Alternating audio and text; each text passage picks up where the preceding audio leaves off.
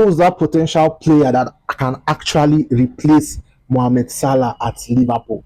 Although there are a lot of options that Liverpool are currently and have been scouting for quite some time now, because it's no longer news that Mohamed Salah was definitely going to leave at the end of the season. It was all about how to get. Now, one thing about this Liverpool Football Club is that there have been some notable exits and they've not really been able to replace them very, very well.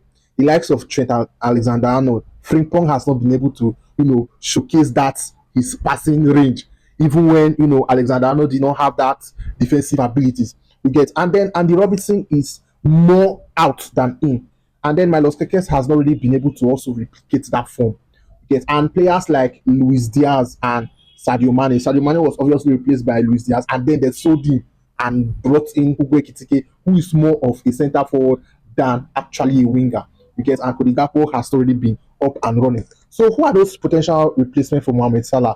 We have, Mikel Olise. He has been heavily linked with Liverpool, and most people see him as the heir to the throne at Liverpool because he has that same playing style as Mohamed Salah. He's an inside forward who combines his dribbling, his creativity with his goal threat. You get, and he has been doing very, very well at Bayern Munich. Then we have Yan Diomande at RB Leipzig, who has been linked to a lot of clubs. You get, so it's going to be very, very competitive to actually. Other players that has actually been linked with Liverpool is Bakola of PSG. You get, he can actually play both the right and the left. And then there is Anthony Gordon, although he has also been linked with Arsenal. So it's going to be interesting who actually the player Liverpool actually gets in the summer. It's going to be a busy one. And remember, all these ties down to qualifying for the Champions League.